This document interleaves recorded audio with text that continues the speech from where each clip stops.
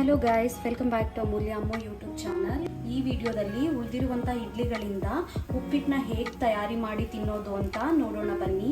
ಮೊದಲಿಗೆ ನನ್ನ ಚಾನಲ್ ಯಾರು ಸಬ್ಸ್ಕ್ರೈಬ್ ಆಗಿಲ್ಲ ದಯವಿಟ್ಟು ಸಬ್ಸ್ಕ್ರೈಬ್ ಆಗಿ ಅಂತ ಹೇಳ್ತಾ ಈ ವಿಡಿಯೋನ ಮುಂದುವರಿಸ್ತಿದ್ದೀನಿ.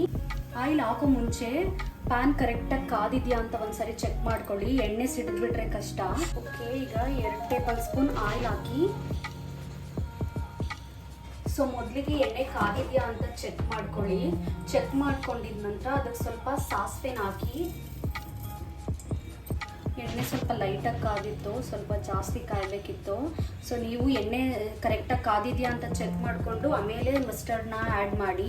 ಸೊ ಮಸ್ಟರ್ಡ್ ಆ್ಯಡ್ ಮಾಡಿದ ನಂತರ ಎಣ್ಣೆ ಆಲ್ರೆಡಿ ಸ್ವಲ್ಪ ಕಾದಿದೆ.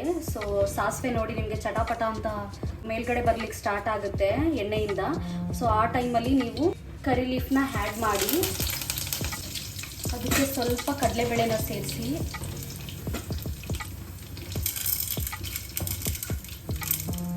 ಕಡಲೆಬೇಳೆ ಜೊತೆ ಸ್ವಲ್ಪ ಉದ್ದಿನ ಬೇಳೆನೂ ಕೂಡ ಆ್ಯಡ್ ಮಾಡ್ಕೊಳ್ಳಿ. ಇದಕ್ಕೆ ಇದೆರಡು ನೀಟಾಗಿ ಫ್ರೈ ಆಗಬೇಕು. ಸ್ವಲ್ಪ ಮೆತ್ತಗಾಗ್ಬಿಟ್ಟಿದ್ರೆ ತಿನ್ನೋಕೆ ಇಂಟ್ರೆಸ್ಟ್ ಇರಲ್ಲ. ಸೊ ಸ್ವಲ್ಪ ಕ್ರಿಸ್ಪಿ ಆಗಿರಬೇಕು ಯಾವತ್ತೂ. ನೋಡಿ, ಇದು ನೀಟಾಗಿ ಫ್ರೈ ಆಗಬೇಕು. ನೋಡಿ, ಕಲರ್ ಕೂಡ ಚೇಂಜ್ ಆಗಿದೆ, ಫ್ರೈ ಆಗಿದೆ. ನಾನು ಇದಕ್ಕೆ 4 ಇಡ್ಲಿ ಇದ್ದಿದ್ದರಿಂದ 2 ಚಿಲ್ಲಿನ ಆ್ಯಡ್ ಮಾಡ್ತಾ ಇದ್ದೀನಿ. ಸೊ 2 ಚಿಲ್ಲಿ ಆ್ಯಡ್ ಮಾಡಿ. ಚಿಲ್ಲಿ ಆ್ಯಡ್ ಮಾಡಿದ ನಂತರ 1 ಗಡ್ಡೆ ಈರುಳ್ಳಿ ನೀಟಾಗಿ ಫ್ರೈ ಆಗಬೇಕು.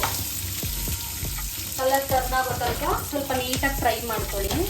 ನೀವು ಆಲ್ರೆಡಿ ರುಬ್ಬಿರುವಂತಹ ಹಿಟ್ಟಿಗೆ ಸಾಲ್ಟ್ನ ಆ್ಯಡ್ ಮಾಡಿರ್ತೀರಾ. ಸೊ ದಟ್ ಅದರಿಂದ ಇಲ್ಲಿ ಸ್ವಲ್ಪ ಅಷ್ಟೇ ಆ್ಯಡ್ ಮಾಡ್ಕೊಳ್ಳಿ. ಆಲ್ರೆಡಿ ಇಡ್ಲಿಗೆ ನೀವು ಸಾಲ್ಟ್ ಆ್ಯಡ್ ಮಾಡಿರೋದ್ರಿಂದ ಅದು ಕರೆಕ್ಟಾಗಿರುತ್ತೆ ಟೇಸ್ಟು. ಅದಕ್ಕಷ್ಟೇ ಲೈಟಾಗಿ ಸ್ವಲ್ಪ ಸಪ್ಪೆಗಿಪ್ಪೆ ಏನಾದರೂ ಆಗಿರುತ್ತೆ, ಅದರಿಂದ ಒಂಚೂರಷ್ಟೇ ಸಾಲ್ಟ್ನ ಆ್ಯಡ್ ಮಾಡ್ಕೊಳ್ಳಿ. ಸೊ ನೀಟಾಗಿ ಫ್ರೈ ಆಗಲಿ ಆನಿಯನ್ನು. ಇದಕ್ಕೆ ಸ್ವಲ್ಪ ಚಿಟಿಕೆ ಅರಿಶಿನ ಕೂಡ ಆ್ಯಡ್ ಮಾಡ್ಕೊಳ್ಳಿ. ನೀವು ಇಡ್ಲಿ ಆ್ಯಡ್ ಮಾಡಿದ ನಂತರ ಅತಿ ಹೆಚ್ಚಾಗೇನು ಬೇಯಿಸ್ಲಿಕ್ಕೆ ಹೋಗಬೇಡಿ. ಇಡ್ಲಿ ಆಲ್ರೆಡಿ ಬಾಯ್ಲ್ ಆಗಿರುತ್ತೆ. ಸೊ ನೀವು ಒಗ್ಗರಣೆ ಅಷ್ಟೇ ಕೊಟ್ಟು ಇಲ್ಲಿ ಉಪ್ಪಿಟ್ಟನ್ನ ಮಾಡ್ಕೊಬೇಕಾಗುತ್ತೆ. ಮನೆಯಲ್ಲೇ ಇಡ್ಲಿ ಉಳಿದಿರುತ್ತೆ. ಯಾವುದೇ ಫುಡ್ನು ಕೂಡ ನಾವು ವೇಸ್ಟ್ ಮಾಡಬಾರ್ದು. ವೇಸ್ಟ್ ಆಗ್ದೇ ಇರೋ ಥರ ರೀಯೂಸ್ ಮಾಡ್ಬೇಕು ನಾವು. ಅದು ವಸ್ತುನೇ ಆಗಿರಲಿ ಅಥವಾ ತಿನ್ನುವಂಥ ಐಟಮ್ಮೇ ಆಗಿರಲಿ, ಮೇಯ್ನು ಫುಡ್ನ ವೇಸ್ಟ್ ಮಾಡಬಾರ್ದು. ಸೊ ಅದರಿಂದ ಮನೆಯಲ್ಲೇ ಉಳಿದಿರುವಂತಹ ಇಡ್ಲಿಯಿಂದ ಈ ಥರ ಉಪ್ಪಿಟ್ಟು ಅಥವಾ ಚಿತ್ರಾನ್ನ ಟೈಪು ನೀವು ಮಾಡ್ಕೊಂಡು ತಿಂದರೆ ತುಂಬಾ ಚೆನ್ನಾಗಿರುತ್ತೆ. ಆಲ್ರೆಡಿ ಉಳಿದಿರುವಂತಹ ಇಡ್ಲಿನ ಈ ಥರ ಪೀಸ್ ಮಾಡಿ ಇಟ್ಕೊಬೇಕು. ನೀವು ಪೀಸ್ ಮಾಡಿ ಇಟ್ಕೊಂಡ ನಂತರ ನಾನು ಬೇಯಿಸಿರುವಂತಹ ಮಿಶ್ರಣಕ್ಕೆ ನೀವು ಇದನ್ನು ಆ್ಯಡ್ ಮಾಡಬೇಕಾಗುತ್ತೆ. ನೋಡಿ, ಆನಿಯನ್ ಫ್ರೈ ಆಯಿತು. ಸೊ ನೀವು ಪುಡಿ ಮಾಡಿ ಇಟ್ಕೊಂಡಿರುವಂತಹ ಇಡ್ಲಿ ಮಿಶ್ರಣನ ಇದಕ್ಕೆ ಸೇರಿಸಿ.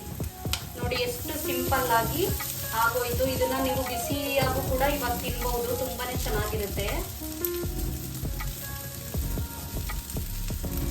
ನೋಡಿ, ಮನೇಲೆ ಉಳಿದಿರುವಂತಹ ಇಡ್ಲಿಯಿಂದ ನೀವು ಉಪ್ಪಿಟ್ಟನ್ನ ಮಾಡ್ಕೊಂಡು ಈ ತರ ತಿನ್ಬಹುದು. ತುಂಬಾನೇ ರುಚಿನೂ ಕೂಡ ತುಂಬಾನೇ ಚೆನ್ನಾಗಿರುತ್ತೆ. ಹಾಗೆ ಹೊಟ್ಟೆ ಕೂಡ ತುಂಬುತ್ತೆ. ನಂತರ ವೇಸ್ಟ್ ಮಾಡಿದೆ ಅನ್ನೋ ತರ ಫೀಲ್ ಇರಲ್ಲ, ಗಿಲ್ಟ್ ಇರಲ್ಲ ನಿಮ್ಗೆ. ಮೇಯ್ನು ವೇಸ್ಟ್ ಆಯ್ತು ಫುಡ್ಡು ಅಂತ.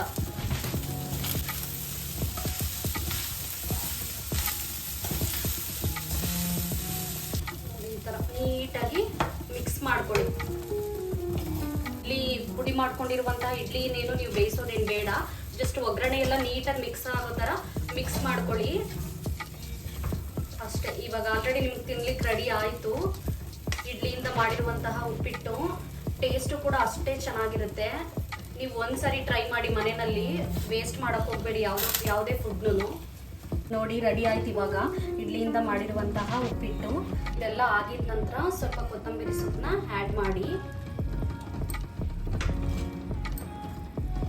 ನೋಡಿ, ಈಗ ರುಚಿಕರವಾದಂತಹ ಇಡ್ಲಿಯಿಂದನೇ ಮಾಡಿರುವಂತಹ ಉಪ್ಪಿಟ್ಟು ರೆಡಿಯಾಗಿದೆ ತಿನ್ನಲಿಕ್ಕೆ. ಸೊ ಇದನ್ನ ಸರ್ವ್ ಮಾಡೋಣ.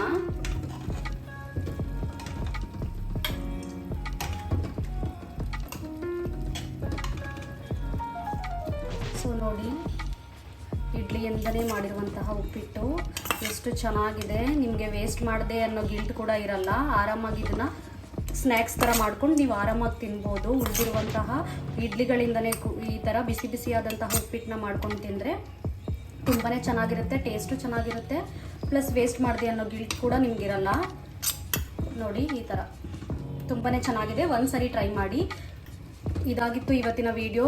ಈ ವಿಡಿಯೋ ನೋಡ್ತಿರೋರಲ್ಲಿ ಯಾರು ನನ್ನ ಚಾನಲ್ ಸಬ್ಸ್ಕ್ರೈಬ್ ಆಗಿಲ್ಲ ದಯವಿಟ್ಟು ಸಬ್ಸ್ಕ್ರೈಬ್ ಆಗಿ ಅಂತ ಹೇಳ್ತಾ ಮುಂದಿನ ಕುಕಿಂಗ್ ಬ್ಲಾಗಲ್ಲಿ ಸಿಗ್ತೀನಿ. Thank you for watching. Bye.